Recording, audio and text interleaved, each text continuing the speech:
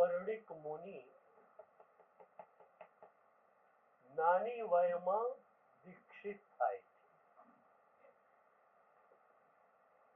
એટલો બધો ત્યાગ, તપ, સંયમ એમની પાસે છે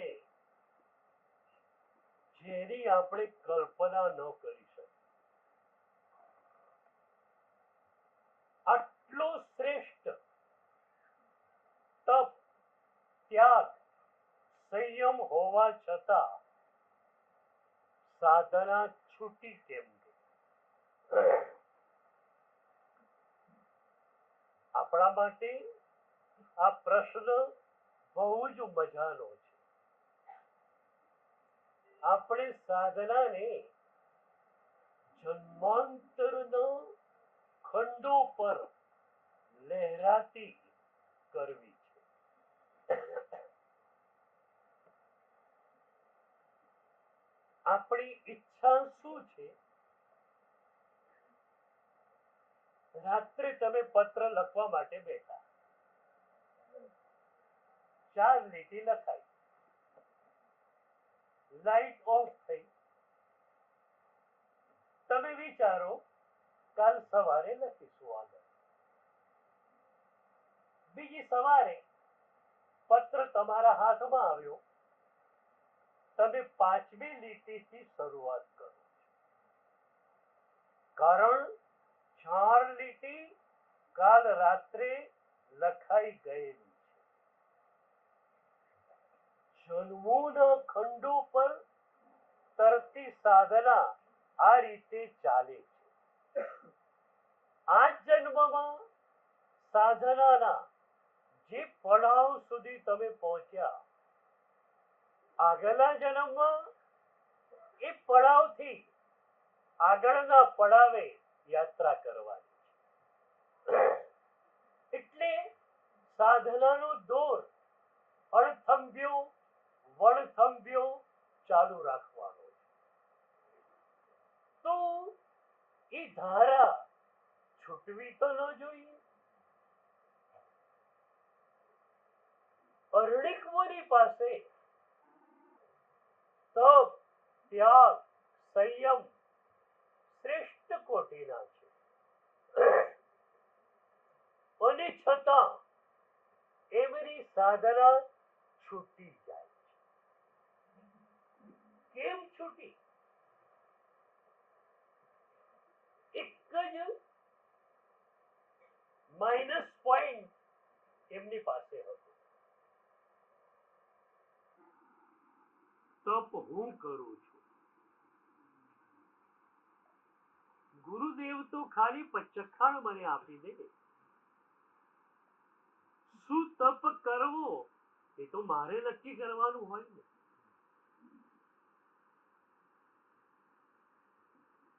કોઈ પણ બાબત હોય, નિર્ણય મારે કરવાનો, સદગુરુ એના પર સિગ્નેચર કરી આપે. એટલે સાધના જગતમાં જે કરતા હતા પ્રભુ અને સદગુરુ, એમને સાક્ષી બનાવી દેવામાં આવ્યા.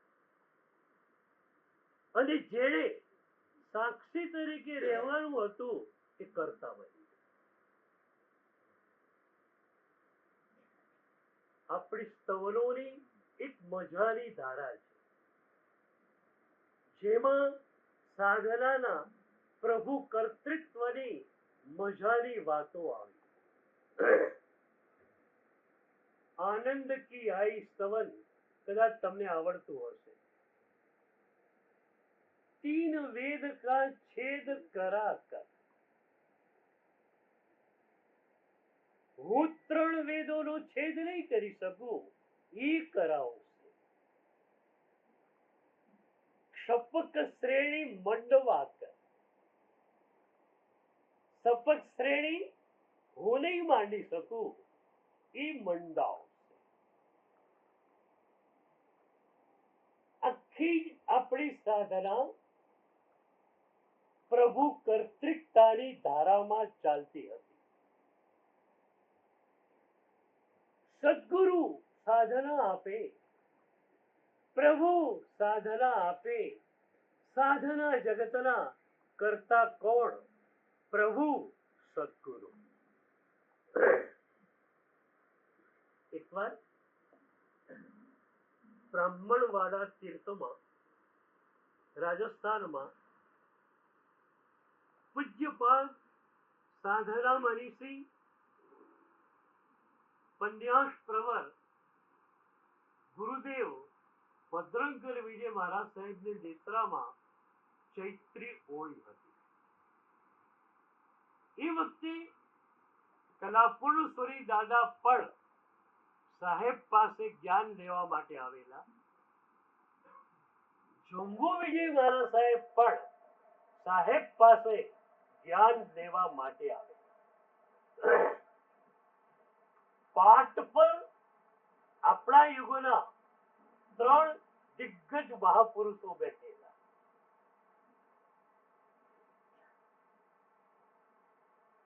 એક આચાર્ય હતા, એક મુનિ હતા, વચ્ચે પન્યાસી ભગવંત હતા. હોળીનો પહેલો દિવસ અરિહંત પદની વાત કરવાની હતી. સાહેબજી કહ્યું કે પ્રભુ જ આપણને અહીં સુધી લઈને આવ્યા છે. પ્રભુની કૃપા વિના, એના પરમ પ્રેમ વિના સાધનાના ક્ષેત્રમાં એક ઇંચ, એક સેન્ટીમીટર, એક ડગલું તમે ચાલી શકતા નથી. મહોપાધ્યાય યશોવિજય મહારાજે સ્તવનામાં કહ્યું, તું ગતિ. પ્રભુ, મારી સાધનામાં ગતિ તું છે. અને પછી શું કહ્યું? તું મતિ.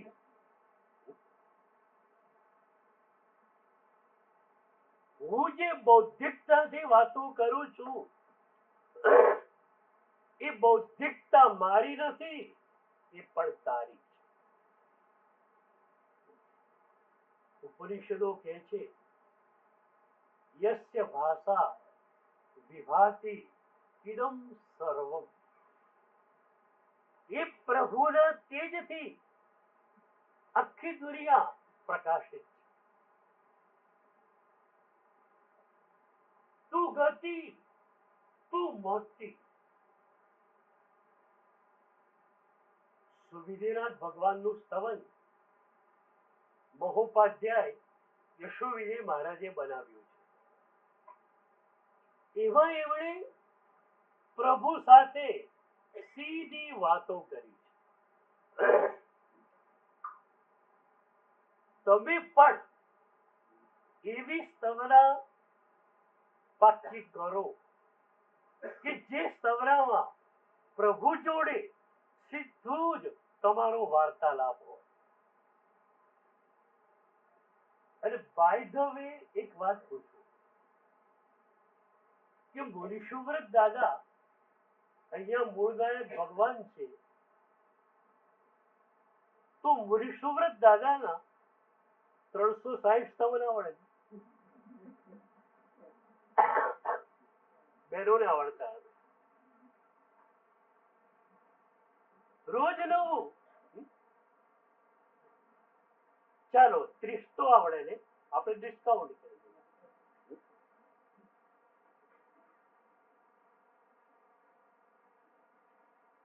તો રોજ એકનો એક સ્તવન સંભળાવો ભગવાનને.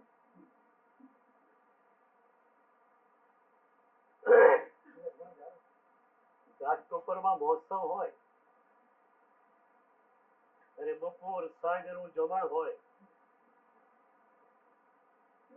પહેલા દિવસે બપોરે મોહનથાળ આવ્યો, સાંજે પણ મોહનથાળ, બીજા દિવસે મોહનથાળ, ત્રીજા દિવસે મોહનથાળ. તમે શું કહો? કયા હરામખોર રસોઈયાને પકડી લાયા છે? સાલાને બીજું કઈ આવડતું નથી. તમારે રોજ નવી મીઠાઈ જોઈએ. અને ભગવાનને એક ને એક સમજ.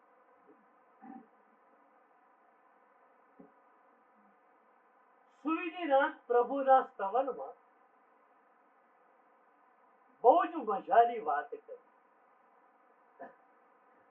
લખું પણ હું તુમ મન નવી માવું રે, જગ ગુરુ તુમને દિલમાં લાવું.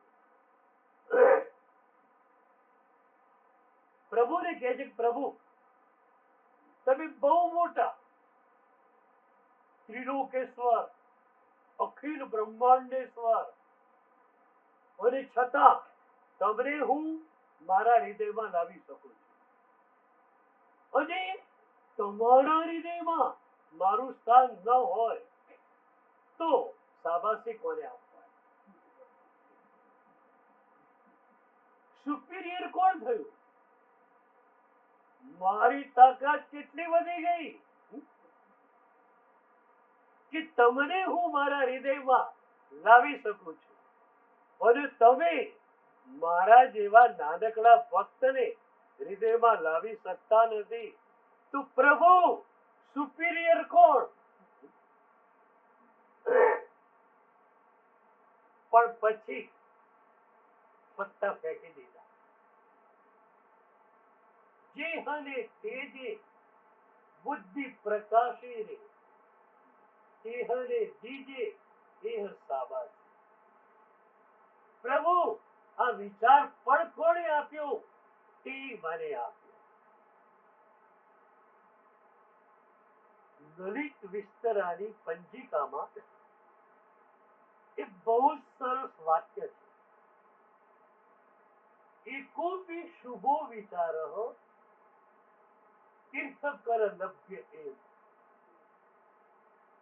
એક પણ શુભ વિચાર તમને આવ્યો, કોની કૃપા? પ્રભુની કૃપા. જેટલા સારા વિચારો છે એનું ઉત્પત્તિ સ્થાન શું? દ્વાદશાંગી. અને દ્વાદશાંગી અર્થથી પ્રભુએ આપી, સૂત્રથી ગણધરોએ રચી. તો દુનિયાની અંદર જેટલા પણ શુભ વિચારો ચાલે છે એ શુભ વિચારોનું કર્તૃત્વ પ્રભુનું.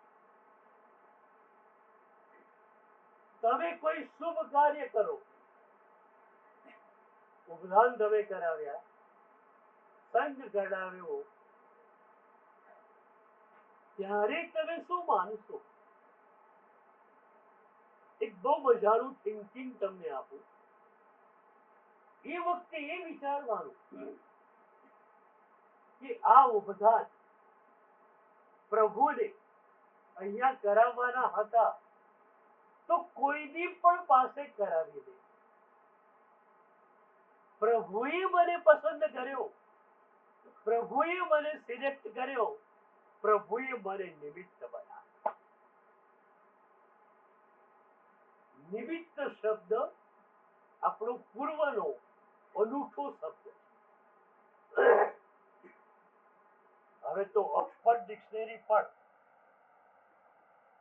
જે શબ્દોની પરિભાષા યુરોપિયન કે અમેરિકન સંસ્કૃતિમાં નથી, એ શબ્દોને ડિક્શનરીમાં સમાવતી જાય છે. નિમિત્ત એવો શબ્દ છે જે આપણા પૂર્વે પશ્ચિમને ભેટમાં આપ્યો. નિમિત્ત એક પણ પ્રવચન હું આપું અને પછી સુધર્મા પીઠ પરથી નીચે ઉતરું ત્યારે મારી આંખો ભીની હોય છે. મારી આંખની ભીનાશ પ્રભુને કહેતી હોય છે કે પ્રભુ તારી પાસે તો અગણિત સાઉન્ડ સિસ્ટમ છતાં એ મારી સાઉન્ડ સિસ્ટમનો ઉપયોગ કર્યો. પ્રભુ, હું તારો બહુ ઋણી છું. પ્રભુએ મને નિમિત્ત બનાવ્યો. એટલે કોઈ પણ શુભ કાર્ય થાય, શું કરવાનું? એને ભૂલી જવાનું.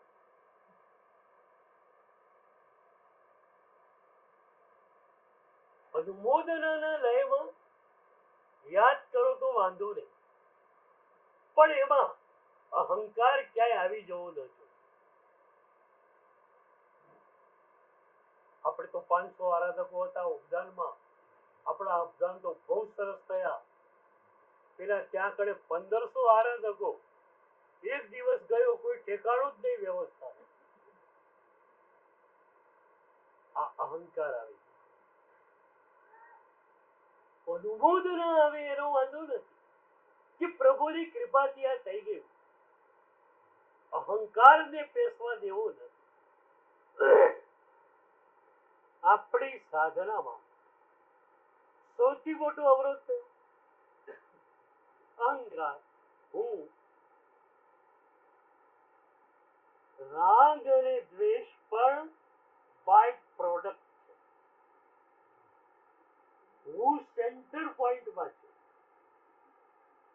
હુંની જ્યાં ગમો છે ત્યાં રાગ થાય છે. હુંને અણગમો છે ત્યાં દ્વેષ થાય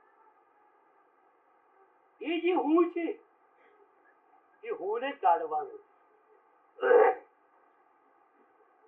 પન્યાસથી ભગવાન કહેતા કે નવકાર મંત્રમાં નવો પહેલા છે.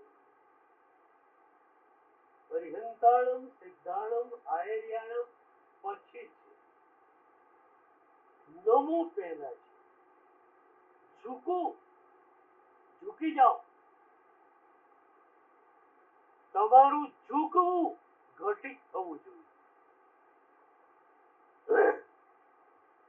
નમો સિદ્ધાણમ એનું ડેવલપમેન્ટ નમસ્ફળું સૂત્રમાં આવ્યું. જે અહીંયા સિદ્ધા જે ભવિષ્યંતિ નાગે કાલે સંપય્ય વર્તમાણા સવ્યેતિ વિહેણ વંદા. ભૂતકાળમાં જે સિદ્ધો થઈ ગયા એ બધાને મારું વંદન. વર્તમાન કાળમાં મહાવિદેવમાંથી કોઈ સિદ્ધિ પદને પામતું હોય તો એને પણ મારા વંદન. અને ભવિષ્યના જે સિદ્ધો છે એની જોડે શું?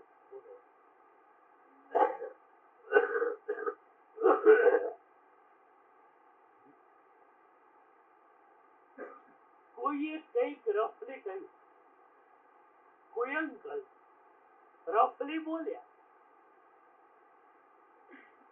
ગુસ્સો આવે એવી શક્યતા હતી. ત્યાં તમને નમો સિદ્ધાણમ યાદ આવે. આ પણ ભવિષ્યના સિદ્ધ ભગવાન છે. તમે એમના પગમાં પડી જાઓ. પેલા અંકલ દવાઈમાં ડૂબી જાય, શું થયું? અને તમે કહો નમો સિદ્ધાય. ભવિષ્ય કાળના આ બધા જ સિદ્ધો છે.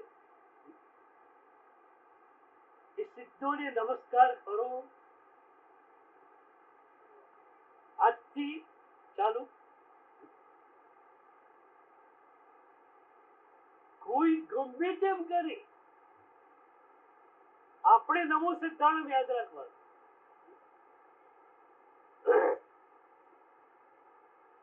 દિનડિયાજી તીર્થમાં ઉપદાન હતા.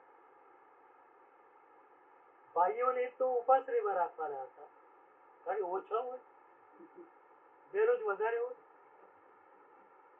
ભાઈઓ તો સમજે કે આપણે મનુષ્ય જન્મમાં અને પુરુષના અવતારમાં આવી ગયા એટલે હવે કઈ બહુ જરૂરત નહીં. બહેનોને લાગે સ્ત્રીનો અવતાર મળ્યો છે એટલે વધારે કરો. તો ભાઈઓને ઉપાશ્રીમાં રાખવાના હતા, બહેનોને ધર્મશાળાની રૂમો. એ વખતે જૂની ધર્મશાળા આરાધકો વધી ગયા અને આયોજકે મેનેજમેન્ટ વાળાને કહ્યું કે મારા પ્રદેશના કોઈ પણ આરાધકને પાછો નહીં મોકલાય, લેવો જ પડશે. હવે બહેનોની સંખ્યા વધી ગઈ. એક રૂમમાં 10 બહેનોને રાખવામાં આવે. બહાર લોબીમાં તો ઠંડી પણ હોય, લાઈટ પણ હોય એટલે સુવાય નહીં. રૂમમાં 10 જણા સુવે સી રીતે? એ બહેનો મેનેજમેન્ટ વાળા પાસે ગઈ કે તમે કઈ રીતે મેનેજમેન્ટ કરો છો? એક રૂમમાં 10 બહેનો સુવે કઈ રીતે? મેનેજમેન્ટ વાળાએ હાથ જોડીને કહ્યું કે રૂમો તો વધવાની નથી, પણ રૂમ જેવા જ વીવીઆઈપી ટેન્ટ બનાવી દે. નીચે લાકડાની ફરશ, પીઠું પણ એવી મજબૂત કે ઠંડી ન આવે, છાપરું પણ સરસ. 1-2 દિવસમાં વીવીઆઈપી ટેન્ટ બનાવી દે. ટેન્ટમાં કેટલી બહેનોને જવું છે નામ લખાવો. ટેન્ટમાં જવા કોઈ તૈયાર નથી. એ બહેનો પછી મારી પાસે આવી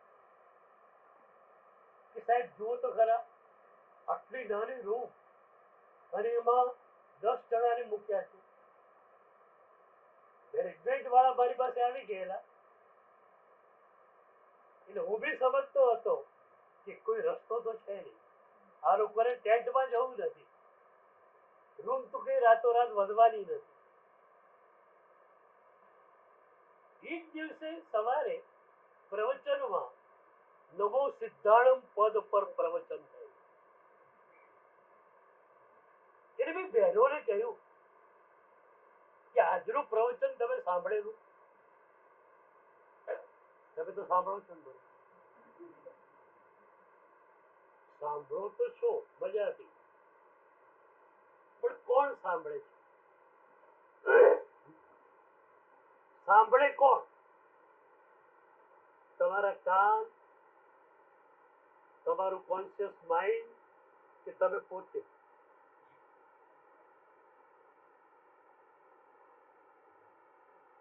કોઈ પૂછે ઘરે કે હું વ્યાખ્યાનમાં નહોતો આવ્યો, આજે વ્યાખ્યાનમાં શું આવે? તો તમે શું કહો? બહુ સરસ આવે. અરે મારા સાહેબ બોલે બહુ સરસ જ હોય, પણ શું આવ્યું તું? એટલે માથું ખજવાનું. અને નૌકરસીમાં જમીને આવેલો હોય, કોઈને જમવા જવાનું બાકી છે, એ પૂછે આજનું મેનુ શું છે, તો માથું ખજવાળો યાદ હોય. કેમ અહીંયા જ યાદ ના રહે?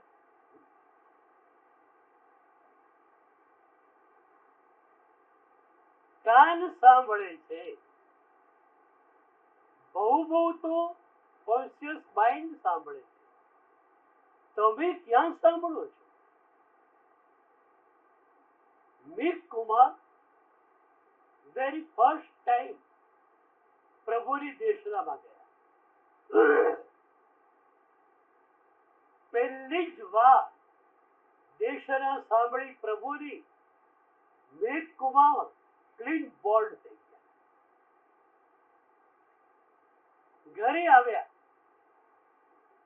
ધારીની માને કહ્યું, માં મારે દીક્ષા લેવી છે.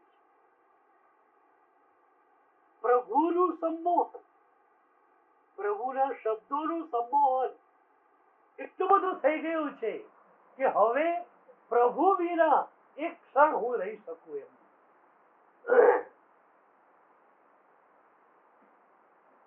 અમારી લોકો પાસે પણ એક સંમોહન હોય છે. વ્યક્તિત્વનું સંમોહન, શબ્દોનું સંમોહન. કારણ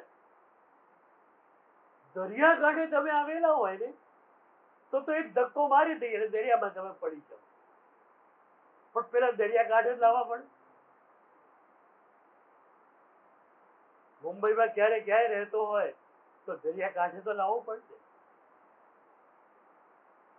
તો અમારા શબ્દો એનું સંમોહન જાગે અને એ શબ્દો થોડા થોડા ભીતર ઉતરવા લાગે તો તમે દરિયાકાંઠે આવી. અને દરિયાકાંઠે તમે આવી ગયા, એક જ ધક્કો લગાવીએ દરિયામાં. પ્રભુના પ્રેમનો દરિયો, પ્રભુના પ્રેમનો સમુદ્ર. અમે લોકો એમાં તરીએ છીએ, સરીએ છીએ, વહીએ છીએ, ડૂબીએ છીએ. તમને અમારી ઈર્ષા આવે છે? શું છે તમારી પાસે?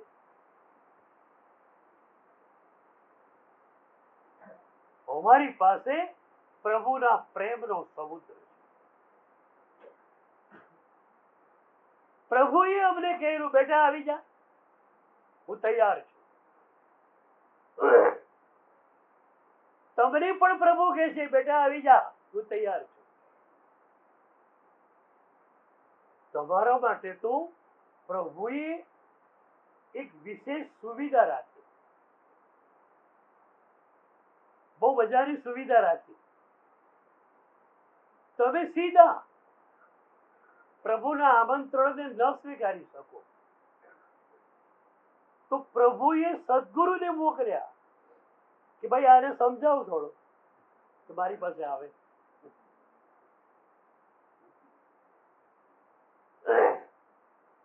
અને સદગુરુ જ્યારે કહે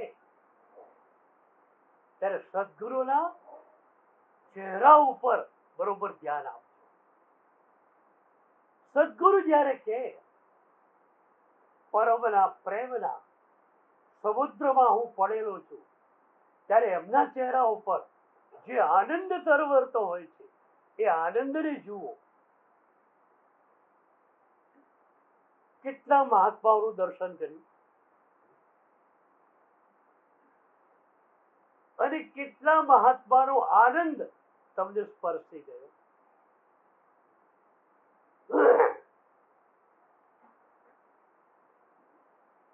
તો બહેનો આવી કે સાહેબ 10 જણા સી રીતે સૂઈએ. મેં તો આજનું પ્રવચન સાંભળેલું ને, એમાં તો મેં એમ કહેલું કે ભવિષ્યના સિદ્ધોને વંદન કરવા. આ મેનેજમેન્ટ વાળાએ તો એટલી બધી સુવિધા તમને કરી આપી કે એક રૂમમાં તમે 10 હો તો તમારા સિવાયના 9 ભવિષ્યના સિદ્ધાંતમાં. તમે કોઈ સંસાર આડોઅડ થાય. આ તો કેટલી મજાની વાત થઈ કે સિદ્ધ ભગવંતોનો સ્પર્શ તમને મળી ગયો. હું તો સિદ્ધ ભગવંતોના વંદનની વાત કરતો હતો, તમને તો સિદ્ધ ભગવંતોનો સ્પર્શ મળી ગયો. બહેનો રાજી થઈ ગઈ. તો બ્રાહ્મણ વાળામાં પન્યાસજી ભગવંતે ચૈત્રી હોળીના પહેલા દિવસે સાધનાની પ્રભુ કર્તૃકતાની વાત કરી. પ્રભુએ શાસન સ્થાપ્યું ન હોય તો મને અને તમને સાધના ક્યાંથી મળે? સદગુરુ દ્વારા એ સાધના ન મળી હોત તો આપણી પાસે સાધના ક્યાંથી હોય? અરણિક મુનિની માઇનસ પોઈન્ટ આ જ રહ્યો. તપ કર્યો, ત્યાગ કર્યો, પણ મનમાં એક વાત રહી ગઈ કે હું બધું કરું છું. નિર્ણય પણ મારે કરવાનો અને કાર્ય પણ મારે કરવાનું. સાધનાનું એક સેલ્ફ કોન્ફિડન્સ આવ્યો, હું જ કરું છું. એ સાધનાના સેલ્ફ કોન્ફિડન્સે એમને ડગાવી નાખ્યા. એમની સાધના છૂટી ગઈ. પણ વેશ્યાને ત્યાં જવું એ વરદાન રૂપ. વેશ્યાને ત્યાંથી પાછા ફરી રહ્યા છે ગુરુદેવના ચરણોમાં. ત્યારે એક જ વિચાર આવે છે કે સાધનાના કરતા પ્રભુ હતા, સાધનાના કરતા સદગુરુ હતા. મેં સાધનાનું કર્તૃત્વ મારા માટે ઓઢી લીધું, માટે આ તકલીફ થઈ. હવે પૂરું જીવનની એક એક ક્ષણ સદગુરુના ચરણો. અમારે ત્યાં એક સરસ શબ્દ છે, ગુરુ અદત્ત. સાધકની પાસે એક શિષ્ય કે શિષ્યાની પાસે ગુરુ અદત્ત એક પણ ક્ષણ ન જોયું. એની એક એક ક્ષણ ઉપર પ્રભુના અને સદગુરુના સિગ્નેચર જોયું. બોલો કેટલી મજા આવે. તમારી એક એક ક્ષણ ઉપર પ્રભુ સિગ્નેચર કરી આપે, વેલ ડન. સદગુરુ સિગ્નેચર કરી આપે, વેલ ડન. કેટલી મજા આવી જાય. તો અમારી પરંપરામાં આ શબ્દ છે કે સાધુ કે સાધ્વીની એક પણ ક્ષણ ગુરુ અદત્ત ન હોય. કેટલી મજાની વાત છે. તમે ક્યાંય અતિચારોમાં ન જઈ શકો, સ્ખલનોમાં ન જઈ શકો. એના માટે આ વાત છે. એક એક ક્ષણે તમે સદગુરુને પૂછીને બધું કાર્ય કરતા હો, સદગુરુએ ભણાવ્યું છે એ કામ કરતા હો, તો તમારી એક એક ક્ષણ સદગુરુ દત્ત થઈ. બસ આ જીવન પ્રભુ દત્ત બને, સદગુરુ દત્ત બને તો જ એની કઈક વિશેષતા છે. બાકી તો અનંત જન્મો મળે, નરકની ગોદમાં જઈ આવ્યા. આ એક જ જન્મ એવો મળ્યો છે કે જેમાંથી તમે તમારી સાધનાને અપલિફ્ટેડ કરી શકો. અત્યાર સુધીના જન્મોમાં શું થયું? You had no option.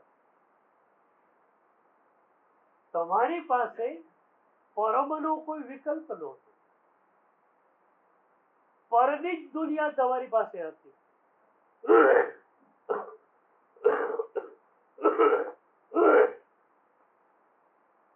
તો પરની જ દુનિયા હતી તો તમે શું કર્યું? આ પરમાંથી આ પરમાન, આ પરમાંથી આ પર. આપણું ગુજરાતી મેનુ કેવું હોય? સવારે ખાખરો, બપોરે રોટલી, સાંજે ભાખરી. તો સવારે રોટલી આપે તો ચાલે? ઘઉંનું ઘઉં જ છે ને, ત્રણેયમાં શું છે? ઘઉં. આટો એક જ છે, ખાલી ફોર્મેટ અલગ પડી. પણ આપણા મનમાં એક ગ્રંથિ પડી ગઈ છે, આ વખતે આ વખતે આ વખતે આ. તો પરની અંદર તમે હેરાફેરી કરી. પાલીતાણામાં ડોળી વાળો હોય, આ ખભો એનો તપી જાય એટલે લાકડાને આ ખભા ઉપર સરસ લાગે. પણ સરસ કઈ નથી, 5 મિનિટમાં પાછું આ કંપો પડતો. એમ અનંત જન્મોથી આપણે પરમાને પરમા રહ્યા છીએ. આ એક જન્મ એવો છે જે તમે પરમને સોંપી શકો છો. તૈયાર?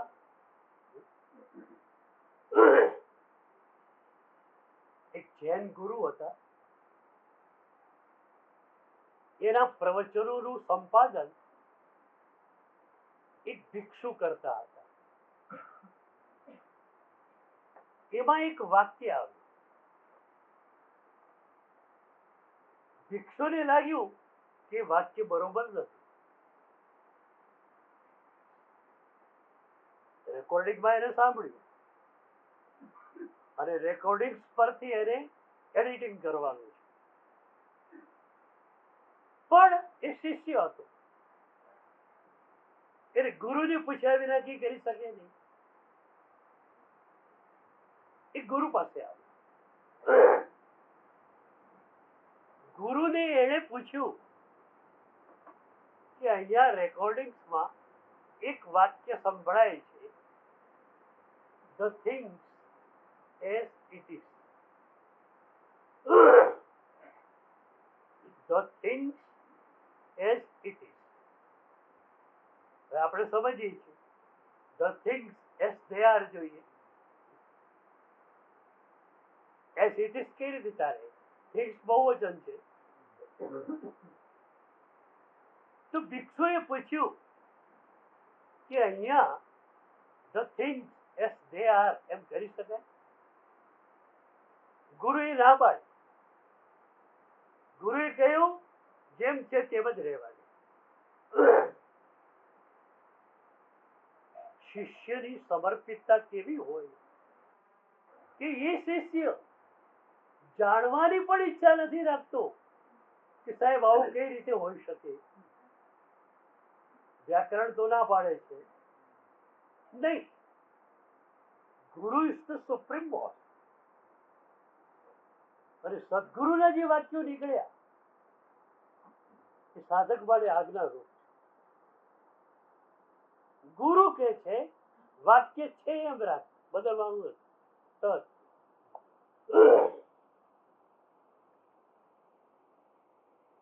તમને થયું હશે કે વાક્ય ખરેખર બદલવું જોઈએ, પણ ગુરુ શું કહેવા માંગતા હતા કે બધા જ પદાર્થોને મિનિંગલેસનેસના એક ખાનામાં હું નાખું. ધ થિંગ્સ બહુવચન છે, પણ as it is, as they R નહીં. કારણ કે બધા જ પરની વ્યાખ્યા એક જ છે કે મિનિંગલેસ. તાવ આવેલો હોય, ઠંડી લાગતી હોય, એક બ્લેન્કેટ ઓઢાડે તો સારું લાગે, 2 માં પણ કદાચ સારું લાગે. હવે કોઈ અડબંગ નોકર હોય અને એની બુદ્ધિ જણાવે કે શેઠ ઉપર 2 ધાબળા નાખ્યા અને શેઠને આટલું સરસ લાગે છે તો 10 ધાબળા નાખું તો કેટલો આનંદ આવે.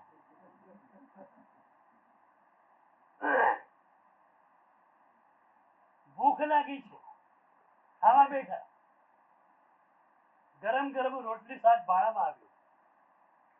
એ રોટલી કેવી લાગે છે? સારી લાગે છે. 6 રોટલી ખવાઈ ગઈ, દાળ ભાત ખવાઈ ગયા, પછી કોઈ કે આ રોટલી નહીં, હવે રોટલી નહીં. એ જ રોટલી પહેલા સારી લાગતી હતી, કેમ હવે સારી નથી લાગતી?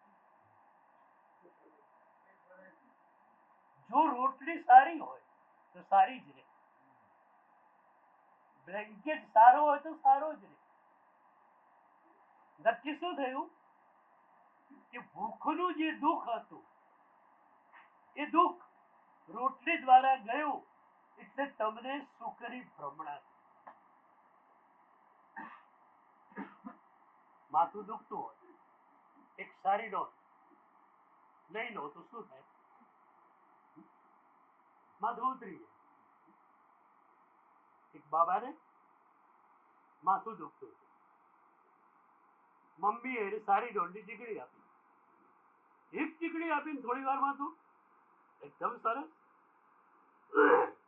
સારું કર્યું બાબાએ મમ્મીને પૂછ્યું કે મમ્મી મમ્મી આ એક ચીકડી લીધી તો આટલી મજા આવે તો 10 ચીકડીનો આખી સ્ટ્રીપ છે એ ખાઈએ કેટલી મજા આવે.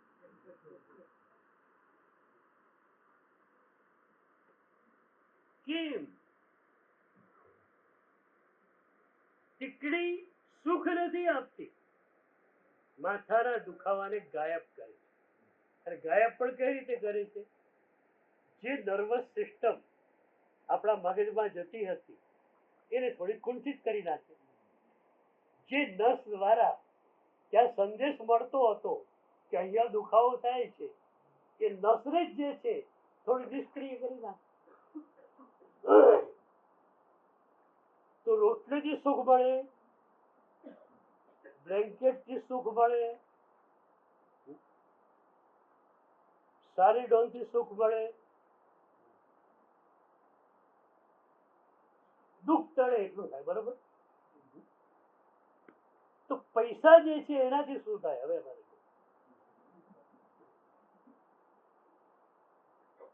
એમાં કોઈ સેલિંગ એક્ટ કરો કે નહીં કે આટલા જોઈએ આનાથી વધારે નહીં.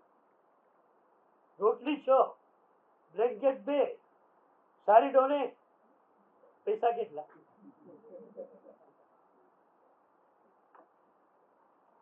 પક્ષુપતિઓ અમારી પાસે આવતા હોય છે વાસક્ષેપ લેવા.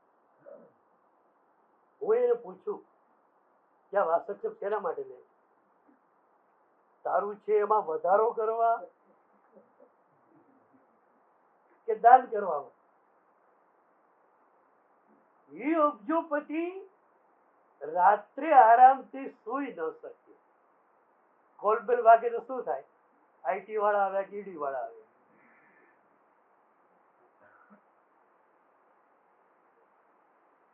જે પૈસા તમને આટલી તકલીફ આપે એને તમે રાખો.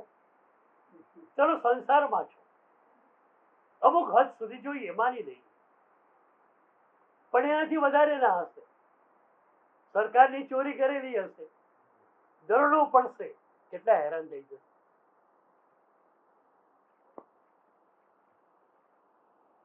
નીતિપૂર્વક જેટલું જોઈએ છે એટલું કામ.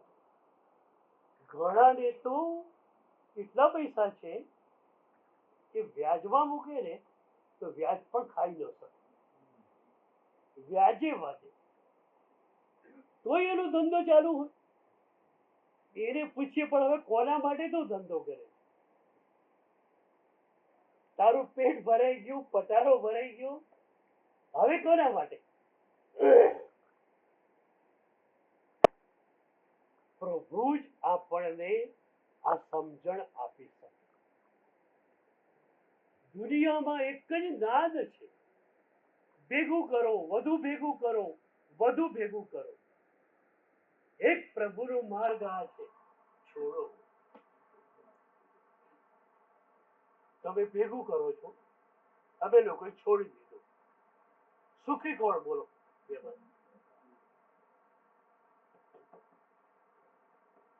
બે માંથી સુખી કોણ?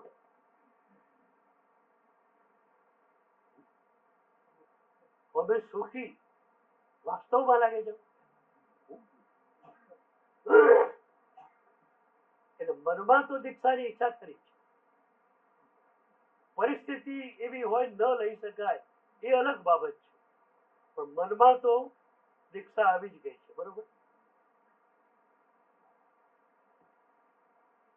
તો પૂરા સાધના માર્ગ પર પ્રભુનું અને સદગુરુનું કર્તૃત્વ. એટલે કોઈ પણ કાર્ય થયું, આંખમાં આંસુ આવે. માસક ક્ષમણ થયું, 30મા દિવસે આંખમાંથી આંસુ આવે કે ગુરુદેવ કેવી તમારી કૃપા, તમે માસક ક્ષમણ કરાવ્યું. એકવાર મારું ચોમાસું ડીસા પાસે આરખી નામના ગામમાં હતું. 20-25 ઘરનું ગામ. એમની સ્મૃતિમાં 50-100 વર્ષમાં ક્યારે પણ ચાતુર્માસ થયેલું છે. પહેલું ચાતુર્માસ હતું. એટલો બધો ઉત્સાહ લોકોનો કે જય બોલાઈ ગઈ પછી 1 વર્ષથી એમની તૈયારી ચાલવા માંડી. બધાના ઘર નવા થવા માંડ્યા. કોઈ પૂછે કે શું છે, તો કે અમારે ત્યાં ચોમાસું આવવાનું. ચોમાસાનો પ્રવેશ થયો. એક બેન મુંબઈથી રહેતા હતા, પણ ઘર બહુ ઉપરના માળ પર હતું, એટલે લાભ મળતો નહીં. અને એમને જ્યાં સમાચાર મળ્યા કે ગામમાં આચાર્ય ભગવંતનું ચોમાસું છે, એ પોતે આવી ગયા.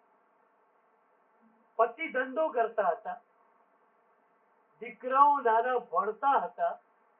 આખું ઘર ઘાટીઓને નોકર ચાકરોને સોંપી એ બેન ચોમાસા માટે આરખી આવી ગઈ. પ્રવેશનો 3જો દિવસ, સાંજનો સમય, અને બેન મારી પાસે આવ્યા. આંખમાં આંસુ હતા કે સાહેબ કાલ સવારે હું જઉં છું મુંબઈ. આપણને સામાન્ય ત્યાં શંકા એ જ થાય કે સંઘના કોઈ સાથે બોલચાલ થઈ હશે. મેં પૂછ્યું શું કારણ? ત્યારે એમણે કહ્યું સાહેબ આખું મારું મુંબઈનું ઘર ગાડીઓને અને નોકર ચાકરોને સોંપીને એટલા માટે હું આવી છું કે મને સાધુ સાધ્વીજીનો લાભ મળે. તમે લોકો તો એવું કરો છો, એક મારા સાહેબ આ શેરીમાં જાય, બીજા મારા સાહેબ આ શેરીમાં, ત્રીજા આ શેરીમાં, એટલે બધાનો લાભ મને મળે નહીં, મારે ચાલી શકે નહીં. આપ આચાર્ય છો, આપ જો બધા સાધુ સાધ્વીઓને આજ્ઞા કરી શકતા હો કે મારે ત્યાં જેટલા પણ વોરવા નીકળે એ બધાએ ફરજિયાત 3 ટાઈમ આપવાનો, તો હું રોકું.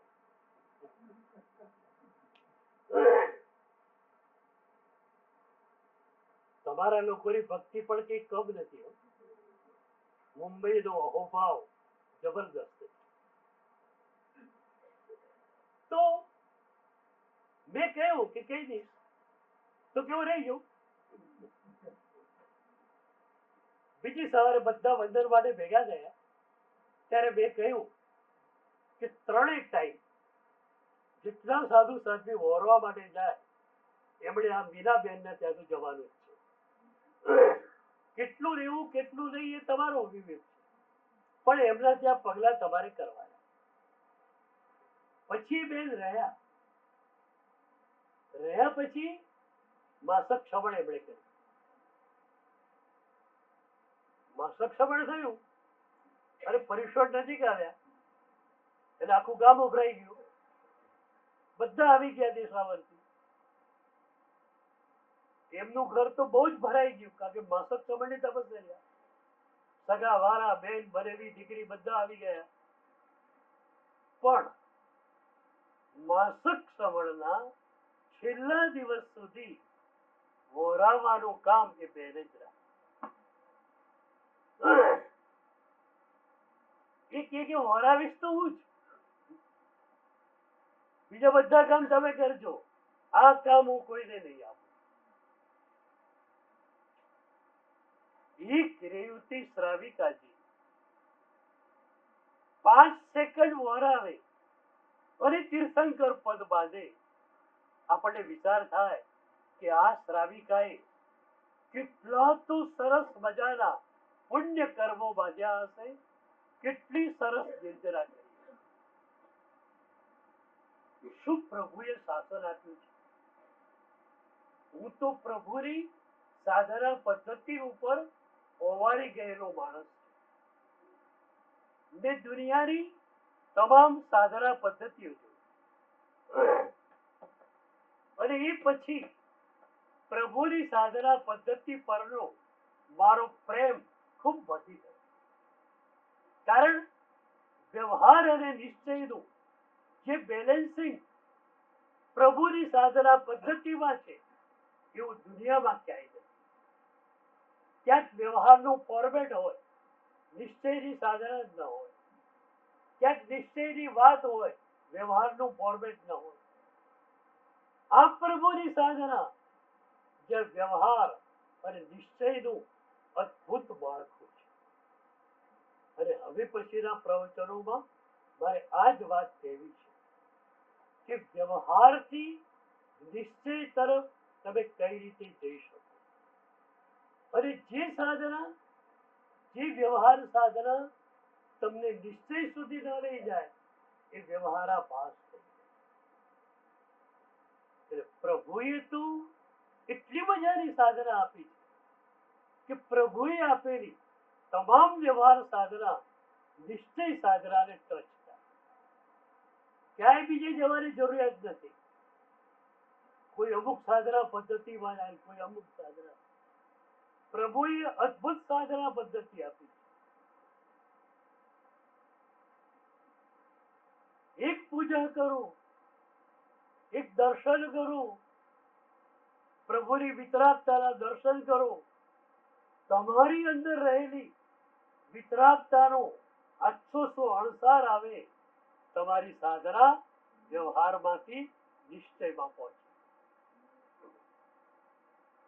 તો પન્યાસજી ભગવંત પ્રભુના સાધના કર્તૃત્વની વાત કરી રહ્યા છે. એમાં પન્યાસજી ભગવંત શું કહે છે એની વાત